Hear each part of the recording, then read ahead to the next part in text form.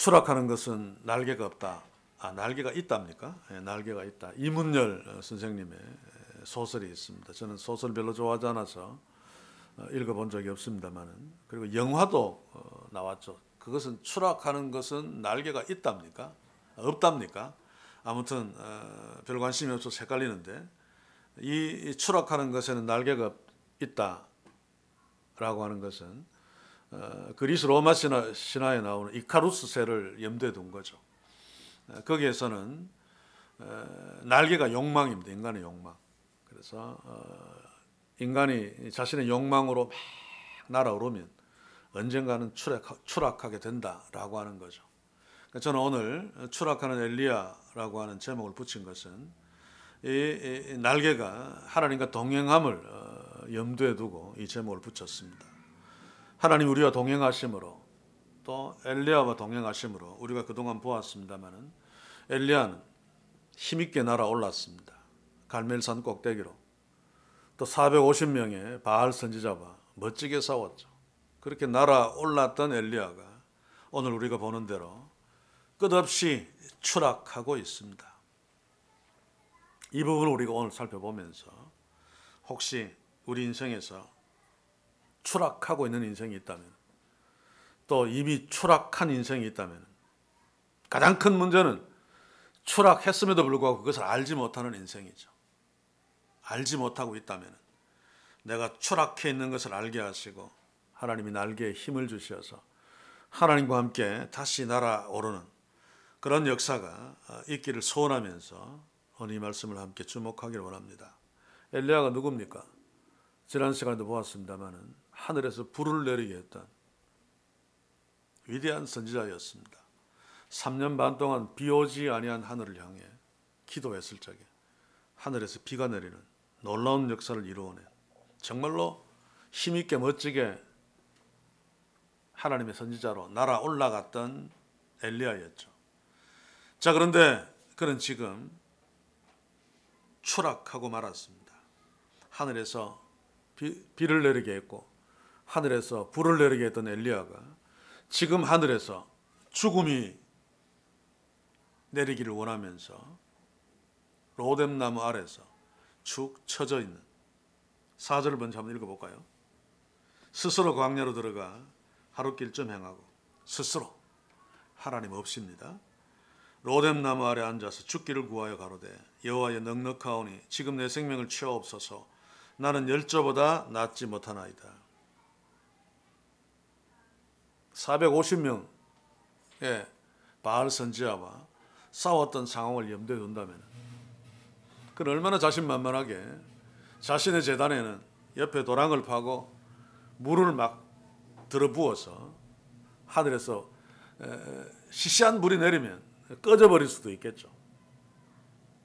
하나님의 응답하심을 단단히 굳게 여유있게 믿고 하나님께 기도하며 불을 내리게 한 그 선지자 엘리야가 지금 하늘에서 죽음을 내리기를 원하면서 추락해 있습니다. 어떻게 이것이 가능할까? 어떻게 엘리야가 이렇게 되었을까? 3절을 한번 봅시다. 저가 이 형편을 보고 일어나 그 생명을 위하여 도망하여 유다에 속한 부엘세바에 이르러 자기의 사환을 그곳에 머물게 하고, 이 형편을 보고, 자, 지금까지 엘리야는 하나님을 주목했습니다. 450명의 그 대단한 선지자가 있었어도 그들은 눈에 들어오지 않았죠. 그들이 아무리 많아도 나와 함께 계시는 하나님, 그 하나님을 의지하고 넉넉하게 그들과 맞붙을 수 있었는데, 오늘 본문에 보니까 저가 이 형편을 보고, 그런 역사를 일으켰음에도 불구하고 이세벨이 자기를 죽이려고 하는 그런 상황만 보고 엘리야는 두려워 어찌할 줄을 몰라 부엘세바로 도망가고 있습니다. 사랑하는 성도 여러분, 450명을 두려워하지 않았던 엘리야가 하나님을 놓쳐버리니까 한 명의 여자가 두려워서 부엘세바까지 도망갔습니다. 이 부엘세바는 남유다에 있죠. 북이스라엘에서 남유다로 도망 내려왔는데, 사해 바다를 놓고 본다면은 여러분들이 보기에 왼쪽이죠. 왼쪽. 사해바다 끝 약간 위에 조금 밑에 거의 위쪽에서 200km가 훨씬 넘는 그곳에 헤브론에서 약간 밑에 브엘세바가 있습니다. 거기까지 도망갔습니다. 그런데 거기도 사실은 안전한 곳이 아니죠. 왜냐하면 남유다의 그 당시에 왕이 여호사밧이었는데 이세벨 아합과 사돈지간이었습니다. 그래서 통제만 하면 얼마든지 추적할 수 있죠. 이런 모습들을 보면서 하나님을 놓쳐버리면 추락은 물론이고 사람이 분별력이 없어지고 어리석어진다. 우리는 베드로가 예수님을 3번 부인하는 것 상황을 보면서 충분하게 이해할 수 있습니다. 그 비자가 베드로에게 질문할 적에 그것은 자기 자신에게 아무런 위협도 되지 않습니다. 예수님의 제자인 거 아닌가, 예수님과 관련이 있는 거 아닌가, 갈릴리 출신인 거 아닌가, 이것은 아무런 문제가 되지 않죠. 왜냐하면 유당국자는 예수님만 체포하면 그만입니다. 그렇지 않았다면 베드로는 겟세마네 동산 아래에서 예수님보다 먼저 체포당했겠죠. 왜냐하면 현장범이기 때문에. 말고의 귀를 칼로 뽑아서 잘랐던 자입니다. 그것은 로마 제국을 향해서 칼을 뽑은 것이고 유대 당국을 향해서 칼을 뽑은 것이죠. 그럼에도 불구하고 체포조들은 베드로에게는 관심이 없었습니다. 그런데 지금 베드로는 그런 어떤 분별력 다 잃어버리고 여종이 자기에게 질문할 적에 나중에는 예수님을 저주까지 하면서 모른다라고 말합니다. 우리들도 오늘 이 시대 교회들도 하나님을 놓칠 때 얼마나 어리석어지는가. 오늘 이 시대 한국교회는 IQ 검사하면 IQ가 제로가 나올 것입니다. 아니 마이너스가 나올지도 모르겠습니다만 너무너무 어리석습니다. 분별력이 없습니다. 아무것도 판단하지 못합니다. 지금 엘리야가 그렇습니다. 그래서 허겁지겁 저 아래 브엘세바까지 도망했습니다. 이럴 수밖에 없었던 것은 하나님과 동행하다가 하나님을 놓쳐버렸기 때문입니다. 지금까지 엘리야가 450대 1로 싸우면서 당당하게 용기를 내고 큰 소리치고 그렇게 했던 것은 다 하나님 덕분이죠. 하나님이 그에게 날개에 힘을 주셔서 창공으로 힘차게 나를 수 있도록 했기 때문입니다. 이런 자들도 하나님의 동행을 놓쳐버리면 물처럼 연약해지고 생쥐처럼 겁먹은 자로 전락할 수밖에 없습니다. 시편 39편 5절에 보시면 후반부에 사람마다 그 든든히 선 때에도 진실로 허사뿐이니이다. 인간의 연약함을 말하는 거죠. 아무리 대단한 일들을 하고 아무리 당당하게 폼 잡고 서 있어도 그 인간만 놓고 보면 헛사뿐이다. 아무것도 아닙니다. 그런데도 우리 인간들은 때로 대단한 착각을 합니다. 무언가를 이루어 놓고 내가 잘나서 그런 줄 알죠. 물론 엘리야는 모르겠습니다. 본문에서 그런 설명들을 하고 있지 않기 때문에. 그러나 아마 그랬을 가능성이 대단히 높습니다. 엘리야가 대단한 것이 아니죠. 다윗이 대단한 것이 아닙니다. 아브라함이 대단한 것이 아닙니다. 그들은 다 우리하고 동일하게 연약한 존재들이지만 아브라함과 함께 하셨던 하나님, 다윗과 함께 하셨던 하나님, 엘리야와 함께 하셨던 하나님이 대단하신 분이죠. 하나님은 연약한 인간을 통해서 일하십니다. 물론 직접적으로 역사 속에 개입해서 일하시는 경우도 있지만 그런 경우는 대단히 드물죠. 연약한 하나님의 자녀를 통해서 일하시는데 그러므로 연약한 자녀들은 하나님에 의해서 날 수 있습니다. 그런데 어느 순간 하나님을 놓치면 엘리야처럼 추락할 수밖에 없죠. 오늘 우리는 이 말씀을 함께 보면서 나는 혹시 추락하고 있지 않은가 한번 질문해 봅시다. 아니 이미 추락해서 땅에 떨어져서 더 이상 아무것도 하지 못하고 빌빌대고 있질 않은 거야. 더 문제는 앞에서도 이야기했지만 그럼에도 불구하고 내가 추락한 줄도 모르고 그냥 넉넉하게 살고 있질 않은가. 오늘 엘리야를 주목하면서 자신의 어떤 모습들을 한번 점검해 볼 수 있길 바랍니다. 이제 본문으로 들어갑니다. 19장 1절 한번 봅시다. 아합이 엘리야의 무릇 행한 일과 그가 어떻게 모든 선자를 칼로 죽인 것을 이세벨에게 고하니. 여기에서 보면 이세벨이 실세임을 알 수 있죠. 아합은 하나님이 세우신 왕입니다. 이스라엘의 왕입니다. 이세벨은 이방 나라 우상의 딸입니다. 그런데 아합이 이세벨에게 보고하고 앉아 있습니다. 지금 이스라엘은 이방 나라에 의해서 다스림을 받고 있는 거나 마찬가지죠. 오늘 이런 모습들이 하나님 나라에서, 교회에서, 또 주님의 가정에서 비일비재하게 일어나고 있는 현상들입니다. 이런 현상들이 일어나는 이유는 하나님이 없기 때문이죠.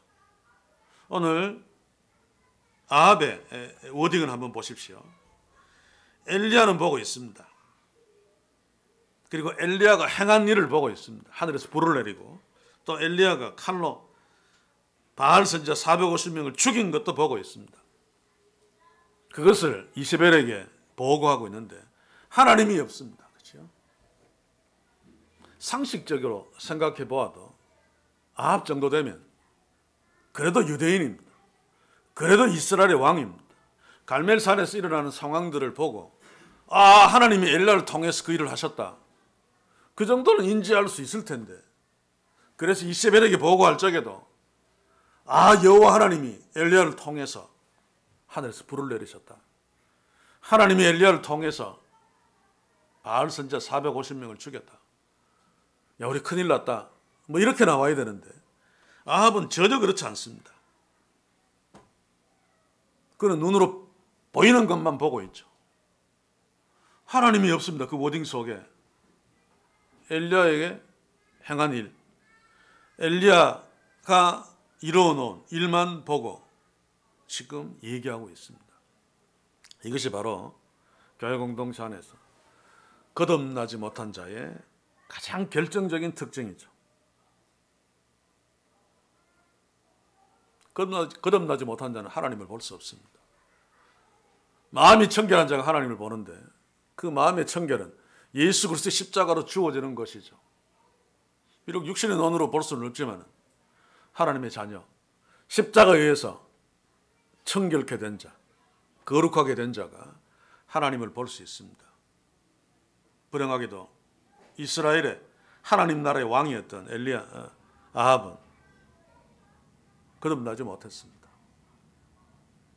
하나님 나라의 왕이었지만 그래서 결코 하나님을 볼 수 없었습니다.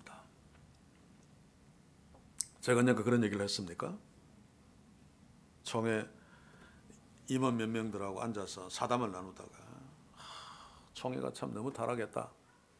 큰일 났다. 이 목사 어떻게 해야지 이런 문제를 해결할 수 있겠는가? 농담 비슷하게 물었습니다. 그래서 저도 농담 비슷하게 대답했습니다.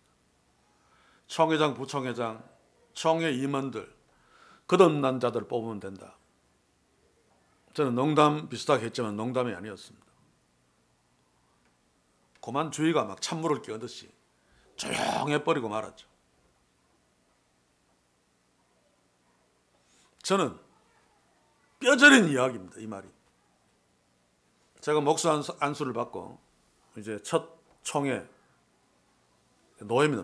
노회에 참석해야 될 때 총회장을 지내시고 이제는 소천하셨습니다마는 이종탁 목사님이 이 목사 될 수 있으면 노회 오지 마라.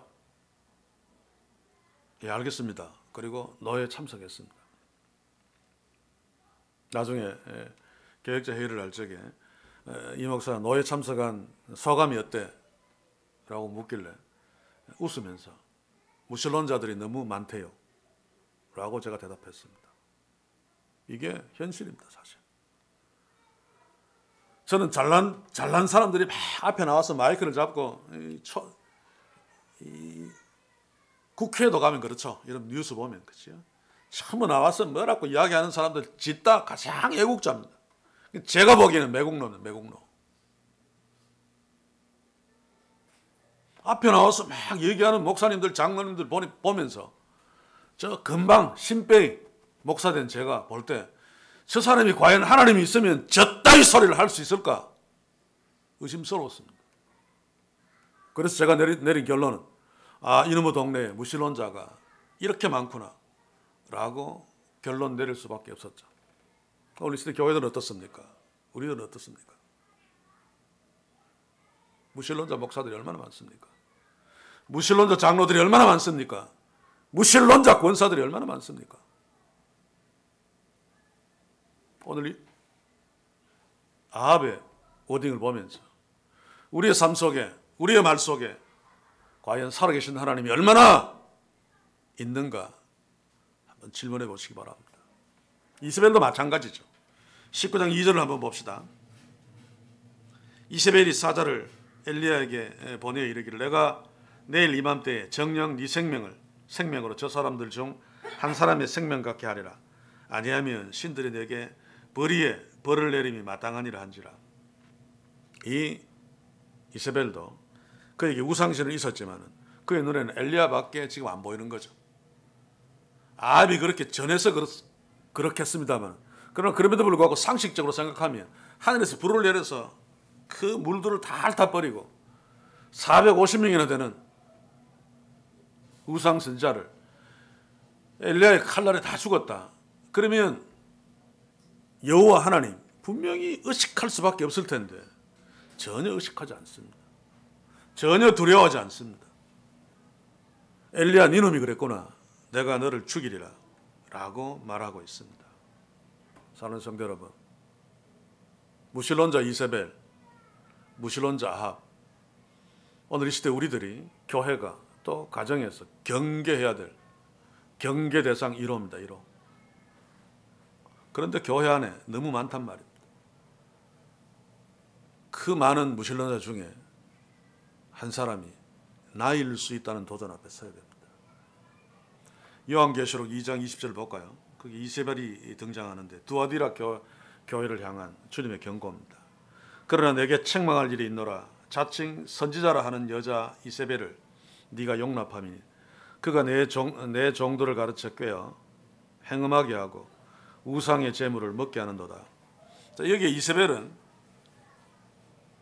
우상의 앞잡이, 쉽게 이야기하면 무신론자입니다. 하나님이 없는 자입니다. 그런데 자칭 선지자라는 이세벨이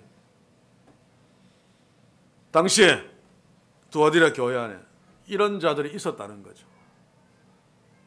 자칭 선지자입니다. 선지자는 뭡니까? 하나님의 말씀을 받아서 전하는 자죠. 그런데도 그 이세벨은 하나님이 없었습니다. 우상과 더불어 행음하고 우상 제물을 먹게, 자기만 먹는 것이 아니라 다른 사람들도 먹게 만드는. 오늘 조국교회 대부분의 형편이 그렇다고 생각합니다. 저도 목사입니다만 수많은 목사들이 자칭 목사라고 하면서 교회에서 성도들을 꿰어 행음하게 하고 우상 제물을 먹게 만드는, 한마디로 개판이죠. 진짜 개판입니다.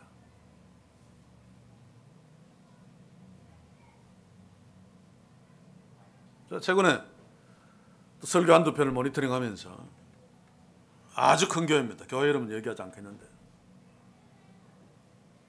하나님, 예수님 십자가 몇 번 들먹이는가 그냥 끝까지 봤습니다. 한 27분 정도 설교 속에 언급은 많이 해요. 그런데 하나님을 알자, 하나님을 주목하자, 하나님에 대한 설명은 하나도 없습니다. 그냥 하나님으로 인하여 생기는 떡고물들.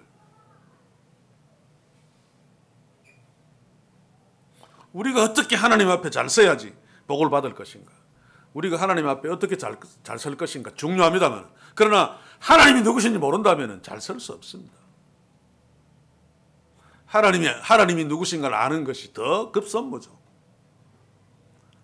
내 앞에 있는 사람이 대통령인 줄 알면 그 앞에 이렇게 옷깃을 여미게 되어 있습니다. 대통령 앞에 섰을 때 옷깃을 여미고 막 이런 거 아무리 가르쳐도 그 앞에 서 있는 사람이 대통령인 줄 모르면 잘난 척하고 폼 잡게 마련이죠. 이게 오늘 이 시대 교회들 우리들의 문제고 당시에 이스라엘의 문제였다 그 말입니다. 자칭 선지자라고 하면서도 그러나 실상은 이세벨. 우리가 어떻습니까? 한번 돌아봅시다. 우리는 자칭 목사, 자칭 하나님의 자녀, 자칭 그리스도인. 그런데 정작 하나님이 없지는 않습니까?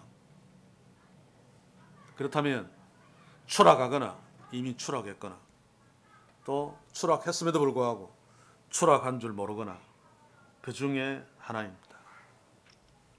우리 교회 공동체는 이런 이세벨을 나를 포함해서 결코 용납해서는 안 됩니다. 그리고 우리가 이 땅의 교회들을 향해서 바로 우상들이 판치고 있는 그 상황들을 회복하는 것이 부흥입니다. 교회 커지는 것이 아니라 이 교회 공동체가 여기에 선 지 올해로 벌써 25년째를 맞이했습니다. 처음부터 교회당 짓자라고 하는 캐치프레스를 내걸고 막 그랬으면 벌써 교회당을 지었겠죠. 아마 지금보다 사람들이 더 많이 모였을지도 모르겠습니다. 그러나 우리들의 목적은 얼마나 하나님을 보느냐, 하나님을 누리느냐. 그 하나님을 인하여 얼마나 변하는가, 얼마나 성장하는가. 이것이 중요한 과제였죠. 그런데 지금 그런 부분에서 아무런 어떤 소교의 성과들이 없다면 저도 목회 실패한 거고 우리 교회도 잘못한 거죠. 그럴 방에는 그지요. 교회당 건물 짓고 막 폼 잡고 몇 주년 기념 행사하고. 근데 사람들은 이런 데 굉장히 잘 매몰됩니다. 왜냐하면 눈에 보이지 않는 하나님이 없으니까 눈에 보이는 것에만 집착할 수밖에 없죠. 그러면 아합처럼 그의 워딩 속에는 하나님이 있을 수 없고 엘리야처럼 그의 워딩 속에는 우상만 존재할 수밖에 없습니다. 오늘 이 시간에 진지하게 우리의 삶을 한번 돌아봅시다. 우리의 신앙생활, 아니 뭐 그럴 것 없이 어제 토요일 하루 삶을 한번 돌아보면서 내 하루의 삶 속에 또 나의 말 속에 하나님이 얼마나 있었는가, 관두고 있었는가 없었는가 한번 질문해 봅시다. 엘리야는 우리가 3절에서 보듯이 제가 이 형편을 보고 일어나 이 형편만 보았습니다. 하나님을 보았을 적에는 450명도 작아 보였는데 자기의 형편만 보니까 이세벨이라고 하는 여자 하나가 그에게 엄청난 위협이 되었죠. 그래서 벌벌 떨면서 그 멀리까지 도망가 버렸습니다. 그리 시내가에서 그는 누구를 의지했습니까? 하나님을 의지했습니다. 사르밧 과부의 집에서 그는 누구를 의지했습니까? 하나님을 의지했습니다. 결정적인 증거가 죽은 사르밧 과부의 아들을 놓고 하나님의 이름을 부르면서 그 위에 엎드려 기도함으로 죽은 사르밧 과부의 아들을 살렸잖아요. 엘리야가 얼마나 하나님을 의지하고 있는가를 볼 수 있는 대목입니다. 갈멜산에서도 마찬가지입니다. 그가 한 행동을 보면 제단을 쌓고 주변에 도랑을 파고 물을 들이부은 그 상황들을 다 살피면 그가 얼마나 하나님을 의지했던가. 그가 비의 빗소리를 듣고 비의 빗소리가 있나이다라고 외치면서 3년 반 동안 비 오지 않은 하늘, 그 하늘을 향해 비 오기를 기도했던 그 기도하는 엘리야는 철저하게 하나님과 동행하며 하나님을 의지했던 자입니다. 그런데 이세벨이 자기를 죽이려고 합니다. 만약에 못 죽이면 내가 내 우상들 신에게 저주를 받을 거다. 그런 소리를 들었을 적에 당연히 기도해야 되지 않습니까? 그렇죠? 450명하고도 붙었던 그가 한 명의 여자가 자기를 죽이겠다고 하는데 가만히 들여다보면 하나님을 향해 기도하지 아니하고 저가 이 형편을 보고 우리가 낙심하는 이유가 뭡니까? 이 형편만 보고 아닙니까? 저도 그렇습니다만 저는 추락하는 엘리야를 제목을 붙이면서 나는 날지도 못했는데 아직까지 지하실로 굴러 떨어졌구나 라는 생각을 한순간 했습니다. 지어버리고 말씀을 준비했습니다만 지금 엘리야를 보면 당연히 기도해야 마땅한데 기도하지 않습니다. 450명 앞에서도 하늘을 향해 기도하면서 하늘에 불을 내릴 줄 믿고 섰던 엘리야가 3년 반 동안 비 오지 않은 하늘을 향해 비 올 것을 믿고 기도했던 엘리야가 한 명의 여인의 위협에 어찌할 줄 몰라 하고 이 형편을 보고 브엘세바로 도망가 버린 이 엘리야의 놀라운 모습을 우리가 주목하면서 이게 우리의 모습이 아닌가 돌아보자는 것입니다. 제가 어느 책에서 이런 것을 읽었습니다. 엘리야는 북이스라엘을 망쳐놓았다. 하나님이 지금 기회를 주고 계시는데 그 북이스라엘을 아합과 이런 정권들을 물리치고 일종의 쿠데타일 수 있습니다만 완전히 회복할 수 있는 기회를 놓쳤다. 엘리야가 만약 이때 도망가지 아니하고 하나님을 향해 기도하면서 더 담대하게 섰더라면 하나님께서 숨겨놓은 7,000명의 선지자를 엘리야에게 붙여주어서 아합 정권을 무너뜨렸을 것이다. 물론 저는 여기에 100% 동의하지는 않습니다. 그러나 그럼에도 불구하고 한 선지자의 침체, 한 선지자의 추락이 이스라엘 전체에 얼마나 악영향을 미치는가. 그렇다면 오늘 시대 교회 전반적인 침체, 전반적인 추락, 우리 조국에 얼마나 큰 영향을 미치겠습니까? 우리는요, 사실 환경만 놓고 본다면 지금 현재 죽여주십시오 라고 한 그 환경보다 그 전의 환경이 훨씬 더 나빴습니다. 그리시네가나 살박 과부의 집이나 또 갈멜산 위에서나 제가 그런 말을 했죠. 450대 1로 싸울 수 있습니까? 제가 개인적으로 싸워보니까 한 4대 1, 5대 1까지는 그래도 싸움꾼이라면 되는데 그 이상 넘어버리면 도망가는 것이 최고다. 내가 주먹 한번 내지를 때 주먹이 10개, 15개 날라오는데 그걸 어떻게 이길 수 있습니까? 450명의 선지자 같으면 내가 주먹 한 방 내지를 때 상상이 안 갑니다. 그래도 엘리야는 눈 하나 깜짝하지 않았습니다.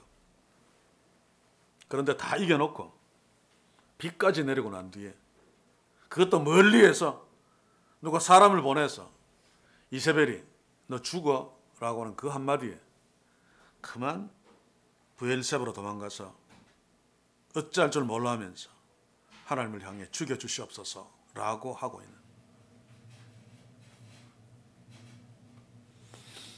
이 부분을 우리가 좀 분석해 볼 필요가 있습니다.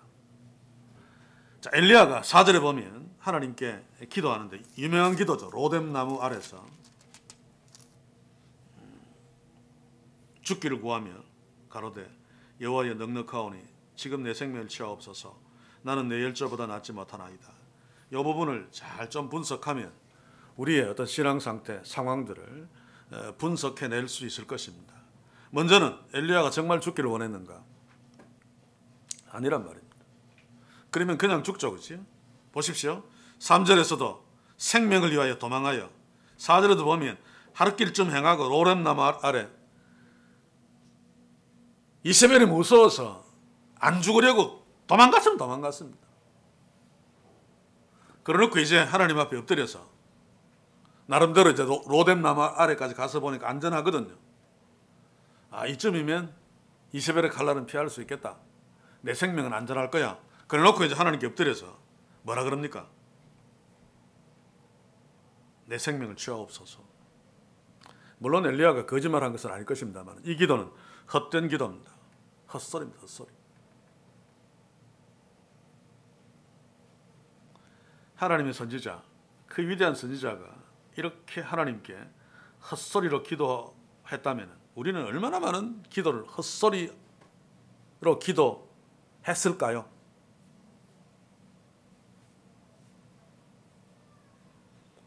저는 이 부분을 놓고 제 기도를 한번 분석해 봤습니다. 정말 내 삶 속에서 내가 원하는 내 마음에 있는 100% 그 상황들을 주께 토설하면서 기도하고 있는가? 그게 마땅하잖아요. 당연하잖아요. 그런데 아니란 말입니다. 아니란 말이에요. 나하고 1대1로 하나님하고 맞서서 그냥 기도하는데도 그 기도 속에는 헛소리가 너무 많더란 말입니다.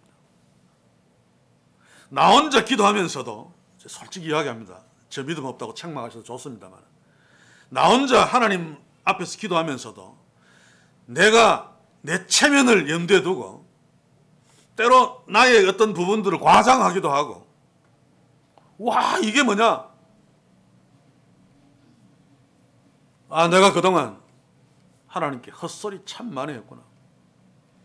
죽고 싶지 않음에도 불구하고 죽여주시옵소서 라고 기도했었고 별로 뭐 대단하게 일하고 싶지 않으면서도 이 일을 위하여 나를 보내소서.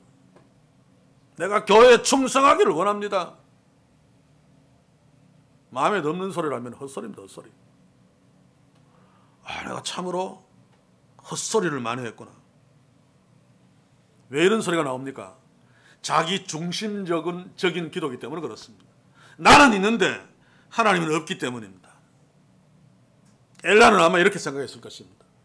갈멜 산상에서 하나님께 기도하고 불을 내리고 비를 내리고 이럴 때는 하나님께 기도하면서 하나님과 동행했을 텐데 승리를 다 이루고 난 뒤에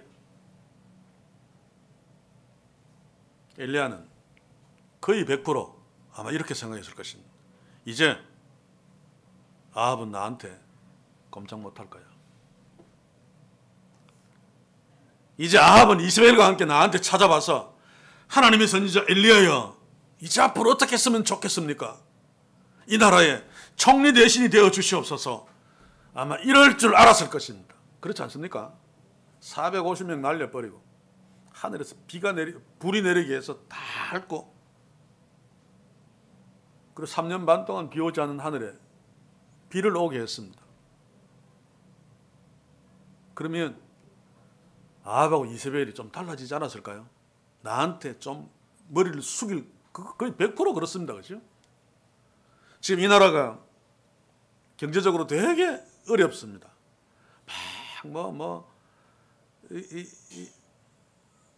출산율 때문에 아파트를 주겠다. 돈이 어디 있습니까? 그렇죠? 근데 만약에 제가 대통령을 불러놓고 이 경제적인 상황을 풀 수 있도록 해주겠습니다. 기도합시다. 기도해놓고 어디를 팔아? 석유가 막 칼칼 쏟아질 거다. 어디를 팔아? 금이 막 쏟아질 거다. 근데 실제로 그렇게 되었습니다. 그러면 저는 어떻게 생각할까요? 야, 정부가 나를 총리 대신 하라 그러면 그때 거절해야지. 폼 잡고 거절해야지. 나한테 막 잘해줄 거야. 그럴 줄 알았는데 파출소 앞에 딱 보니까 완티 수배 이창모를 체포하라. 그러면 기가 막히는 거죠. 지금 엘리야가 바로 그런 상황입니다. 이게 자기 중심적으로 생각했기 때문에 사실 하나님이 일하셨는데 그 놀라운 결과를 놓고 그 후에 사람들은 쉽게 이렇게 된단 말입니다. 저는 엘리야가 언제 추락하기 시작했는가? 큰 일을 다 이루어 놓고 아합보다 그 마차보다 앞서 막 달려가면서 마차보다 앞서 달려가면서 그는 추락하기 시작했을 것이다 라고 생각합니다. 이제 끝났어. 이제 고생 끝, 행복 시작. 이제 아합과 엘리야는 이세벨은 나한테 꼼짝 못할 거야. 나를 찾아와서 굴복하겠지. 그때 내가 무슨 말을 할까? 총리나 안 할래? 교회나 크게 지어달라고 할까? 뭐 이런 생각들을 했을 것입니다. 그 증거가 바로 4절에 있습니다. 나를 죽여주시옵소서라고 하고 난 뒤에 내 열조보다 낫지 못하니이다. 죽여달라는 이유가 내가 내 열조보다 못합니다. 그전에는 뭡니까? 이런 일을 했으니까 나는 아브라함보다도 모세보다도 내 열조보다도 내가 대단해 라고 분명히 생각했기 때문에 내가 내 열조보다도 못합니다 라고 비교하고 있는 겁니다. 사는 성도 여러분, 섰다고 생각할 때 넘어질까 조심하라 라고 하는 것. 어쩌면 우리 연약한 인생에게 100% 적용되는 말이라고 생각되어집니다. 말일 수 있다가 아니고. 그래서 넘어졌을 적에, 추락했을 적에 내가 추락했다는 사실을 깨닫고 왜 추락했는가를 알 수 있어야 됩니다. 간단하죠, 그렇죠? 날개를 잃었기 때문에, 하나님을 놓쳤기 때문입니다. 그리고 하나님을 통해 하나님을 수종들면서 주의 귀한 일들을 감당할 적에는 열심으로 기도하며 열심으로 하나님과 동행했는데 이뤄놓고 난 뒤에 내가 했다. 와, 나도 이만하면 괜찮아. 물론 100% 내가 했다고는 하지 않습니다. 하나님이 하셨어. 그런데도 나도 괜찮아. 그래도 내가 도구가 되지 않았느냐. 그래도 내가 설교 좀 해서 그러지 않았느냐. 그래도 내가 헌금을 좀 많이 해서 교당 건물을 지은 것이 아니냐. 나도 뭐 좀 했어. 이 순간 추락합니다. 이 순간.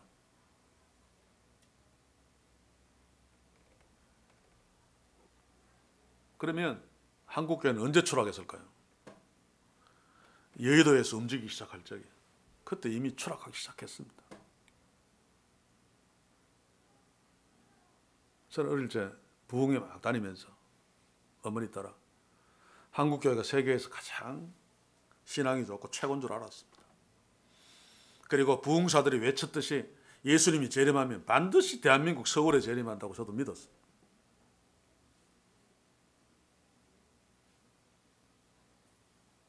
새벽기도 하는 거 봐라. 세계에 우리나라밖에 없다.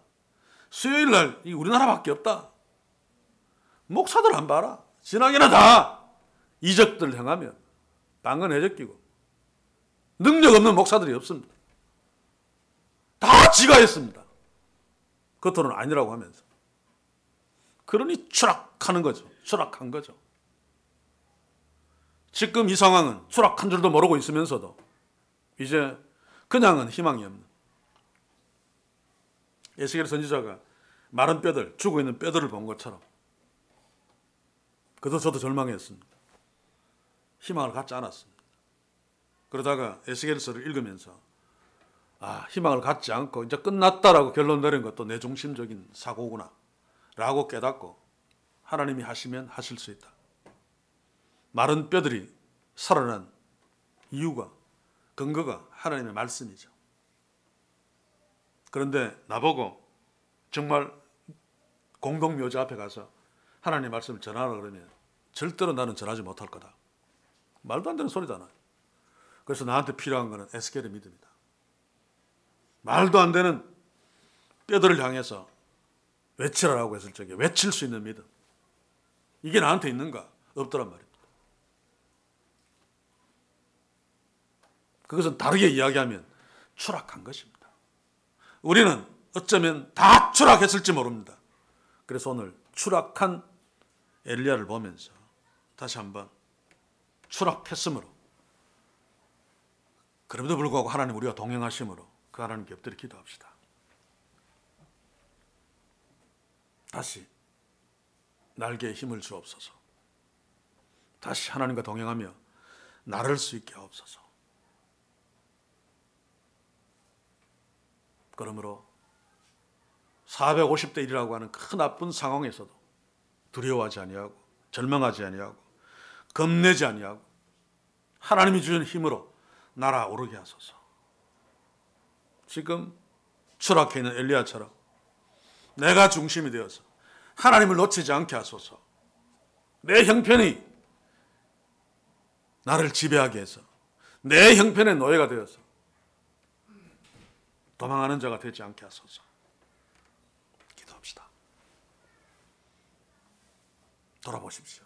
분명히 우리는 하나님을 놓치고 있습니다. 추락했다면.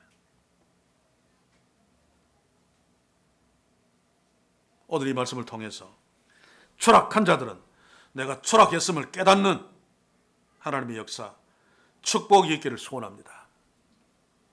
그래서 저는 마지막으로 이사야서 43장 18절에서 21절을 한번 읽어드림으로 오늘 말씀을 마치기를 원합니다.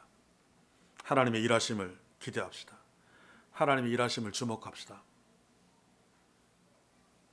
어제를 돌아보며 일주일을 돌아보며 하나님이 없는 삶을 살았다면 나는 추락했음을 깨닫고 다시 하나님을 주목할 수 있길 바랍니다. 하나님이 나를 회복시켜 주옵소서. 이제 다음 시간에 이 엘리야를 회복시키시는 하나님을 볼 것인데 그 하나님은 우리의 하나님이시고 지금도 우리와 동행하고 계십니다. 우리를 회복시켜 주실 것입니다. 우리가 추락했음을 깨닫기를 원하고 계십니다.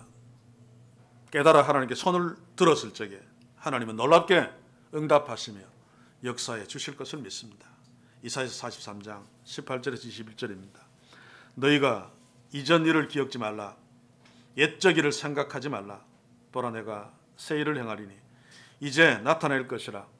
너희가 그것을 알지 못하겠느냐. 정령이 내가 광야의 길과 사막의 강을 내리니 장차 들짐승 곧 시랑과 및 타조도 나를 존경할 것은 내가 광야의 물들을 사막의 강들을 내어 내 백성 나의 택한 자로 마시게 할 것임이라. 이 백성은 내가 나를 위하여 지었나니 나의 찬송을 부르게 하려 함이니라. 이 교회가 우리가 진정으로 하나님을 찬송하는 놀라운 회복의 역사, 날아오르는 역사, 그러므로 하나님이 주시는 다른 놀라운 복들도 함께 누리는 역사가 우리에게 주님과 동행함으로 풍성하기를 주의 이름으로 간절히 소원합니다. 기도합시다. 주여, 하나님과 동행하며 힘차게 날아가는 인생을 살게 하소서. 그럼에도 우리가 연약하여 추락하고 있다면 그 추락함을 깨닫고 살아계신 하나님을 다시 주목해 하소서. 나를 향한 시선에서 하나님을 향한 시선으로 바뀌게 하시어 다시 하나님이 주시는 힘으로 날아오를 수 있게 하시고, 이미 떨어졌다면 그럼에도 낙심치 아니하고 떨어졌음을 깨닫고 겸손하게 하나님의 도우심을 구하며 엎드릴 수 있게 하셔서 하나님이 다시 날아오르게 하시는 놀라운 역사를 체험케 하옵소서. 예수님의 이름으로 기도하옵나이다. 아멘.